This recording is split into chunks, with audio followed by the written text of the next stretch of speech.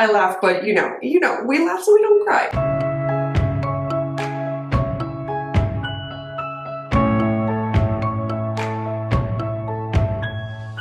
Hey dancers, welcome back to the Confident Dancer YouTube channel, or welcome if it's your first time. My name is Kirsten. I'm a mindset coach for dancers, specialized in helping dancers build a healthy and confident mindset that helps them to feel and perform their best consistently. We're going to talk about how to get out of your head when you dance, because this is a common experience. How many of you actually know what to do about it beyond just being like, stop, don't think about that? Like, we all know that if you tell yourself to stop thinking about something, it just seems to multiply even more and antagonize you even more. So I want to give you some practical tools and strategies to actually start shifting from being caught up in your head or overly focused on your thoughts, and instead of being really in your body, so that you can be in the moment, you can enjoy yourself, you can perform better. So if that's something you're interested in learning more about, keep watching. The first one is to practice body awareness.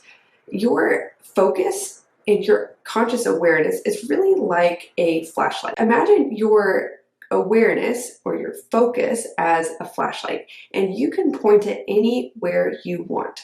A lot of times when we are, as we would say, in our heads, we're really getting cerebral. We're in our thoughts. Our awareness is going into what we think about things. We might be focusing on imagery of what might happen next, not in a good way, not like knowing the choreography, like imagining the what ifs, like what if I fall? Oh my gosh. Interpretations of that look that teacher just gave me. Do they not like me? It's the assessing. It's overly focused on your conscious thoughts, and probably you're in the more like analytical part of your mind rather than being in your body. So typically when our awareness is focused up here, we feel disconnected from our bodies. We get out of the flow, and flow is a real thing. It's when you feel like time it doesn't really exist. You're just so in the moment. The movements flow easily. You don't have to really think really hard about the next thing you're doing or how you're doing things. They just flow. A lot of you know what I'm talking about. That's like the ideal state to be in a lot of the time.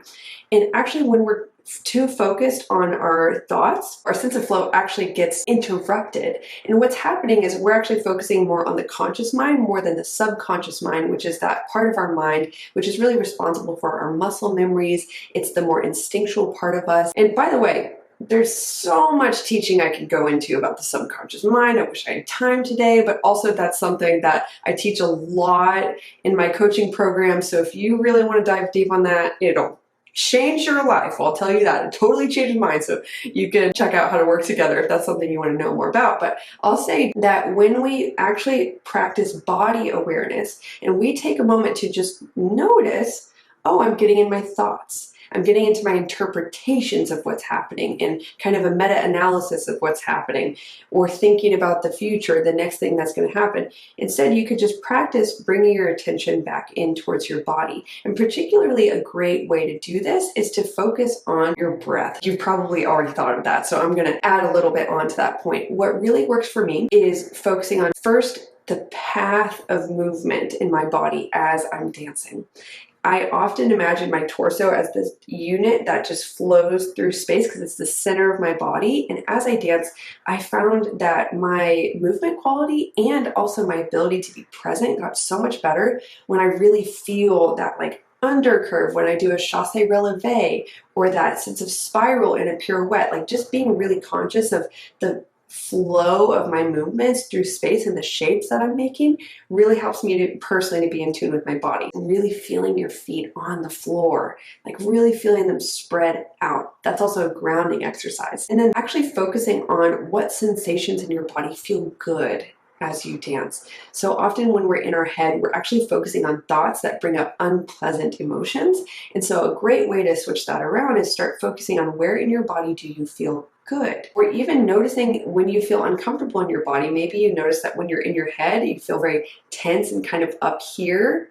That's a great moment to take the focus off your thoughts, put it back on your body, and see how you could start to ease some of that tension physically. And that will be a really, really great first step. The second is a mindset to have.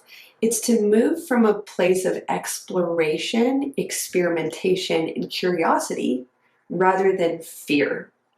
So I find that when I have an exploratory or experimental, even creative mindset in class, I'm much more capable of avoiding those downward spirals of thoughts like, oh, that wasn't very good. Oh, you know what? I didn't like that either. And then I start to criticize myself, and then you know how it goes. You just start to go down that toilet bowl of thoughts, and then you're like discouraged and ready to give up.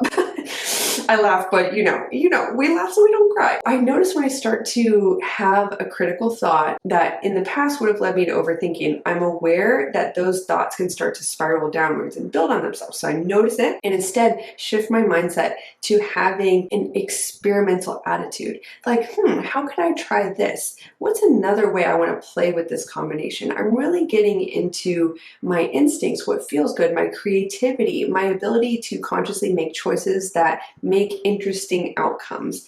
And I find that moving from a place of experimentation, exploration, and curiosity, like, even with the things that don't go well, what can I learn from that? And this is kind of another tip in this. Tip number 3, practice being an observer and a witness of your experience in the class rather than being in that part of your mind that is judging everything and assessing everything, that more critical part of your mind.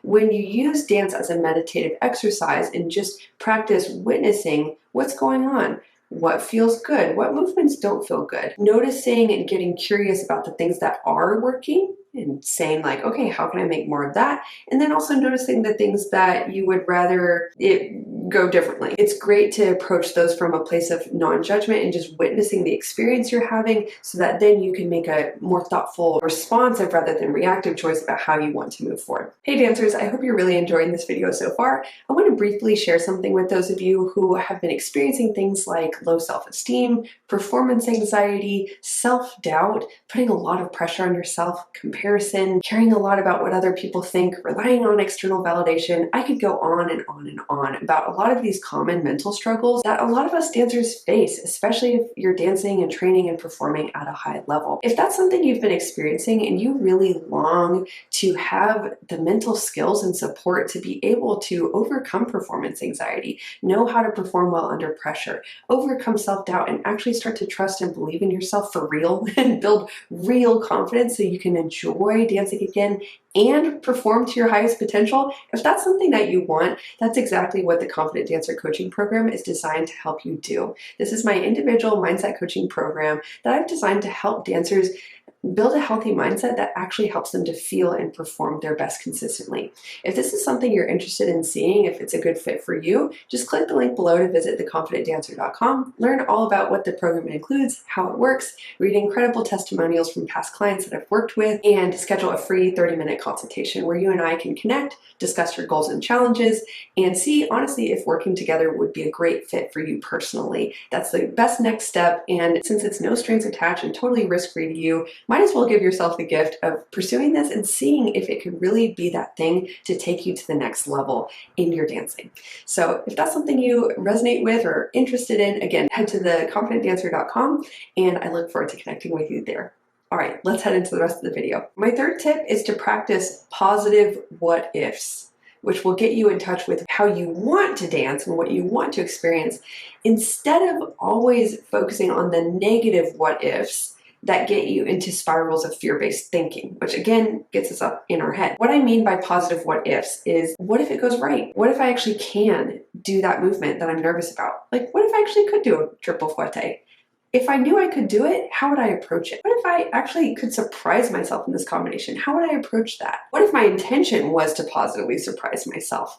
See how these are positive what-if statements that get me in like that dreamy place. It connects me to what I want and how I want to dance instead of focusing on the things that I don't want to happen. Honestly, so often we're focusing on what we don't want, what doesn't go well, what we don't have, what someone else has that we lack, and where we're not going that we want to go. And just focusing on what you actually want is so helpful. It often helps to kind of disarm that fear-based self-protective part of your mind that wants to pipe up and be like, well, what if you actually fall on your face? What if you're actually a terrible dancer? You know, so often we are practicing the negative what-ifs. What if I embarrass myself? What if that person is judging me? That's just a really great cue to kind of do a pattern interrupt and flip the script. What if it actually goes well?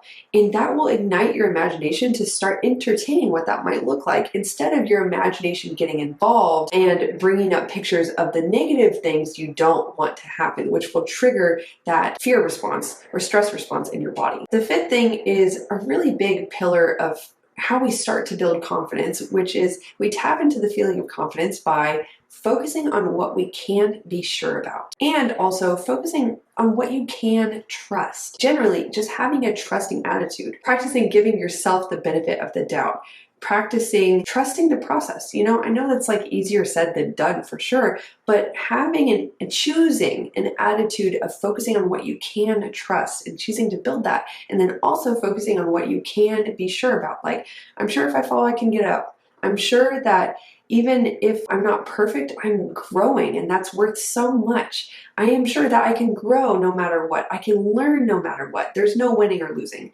I either win or I learn. I love that quote. I love sharing with my clients, the dancers I work with, the exercise of make a list as long as you can of all the things you actually can be sure about. And guess what? They don't have to be really huge, extraordinary things. Like, I'm sure I'll be a principal dancer with ABT one day. A lot of times we're so focused on that it's an outcome we actually can't be sure of, and we know it deep down, but we think, oh, I have to be certain of that to be confident. No, you don't. Since confidence is just a feeling, it doesn't discriminate on really what you're trying to be sure about. You could focus on, like, this honestly does it for me. I'm sure that even if I make the mistake I'm really afraid of making on stage, I can figure out how to cover it, and I still have the rest of the performance to continue to create something beautiful. That is a reframe that for me, it really helps me out, because it also acknowledges my fears head on and helps me to create a relationship with that fear, where it's introducing this thing of like, well, but no matter what, I am sure that I will be okay.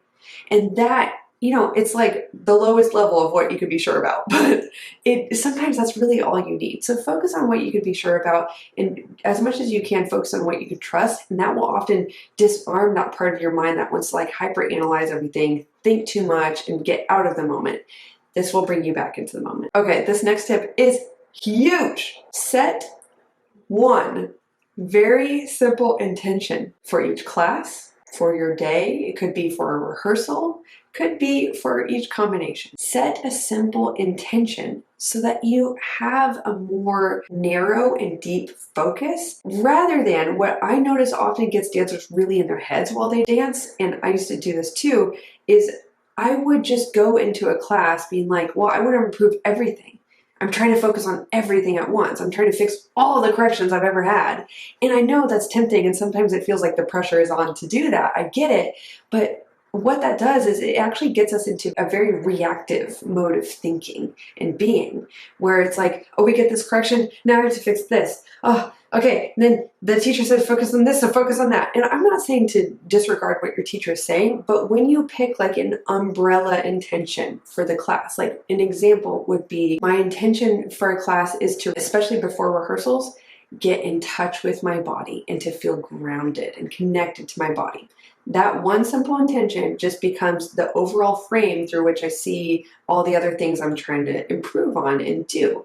And just by having a simple focus, you can actually allow your mind to go deep into it and create a sense of singular focus, rather than getting distracted by think about this and then think about that and then think about this. And then also sometimes I think this is kind of an assumption that we carry into class, that we have to think hard about what you're doing. Like, you have to really think about the corrections and really think about the combinations. If that's the mentality that you carry into class, I think that often leads us to overthink things and be in our head, rather than the opposite is, this is still a way to be intentional. Like, I understand trying to think hard. It's like you're trying your best, but a great way to get out of your head but still accomplish a lot is to focus on the feeling of every movement, and the feeling in your body when you do a movement properly, or when you are applying a correction. Notice how it feels to make that change. That will get you a lot more into your body rather than into your head and your critical mind. So even when you're about to do choreography, it's easy to start thinking, oh, do I know what I'm doing? Oh, what comes next? What comes next? But the more you get in the flow and you start to trust, it's in there. See, go back to that trusting attitude. It's in there. I actually do know what I'm doing. Like, those are affirmations I use for myself all the time. And the subconscious mind actually is a follower of the conscious mind. When we use the conscious mind as a director, I wish I could go super deep into what I mean by that, but I'm going to try to keep this video a little short. Or, you know, that doesn't really happen on this channel. By directing your focus towards a statement like, the choreo is in there. I'll figure it out. I know, I've got it.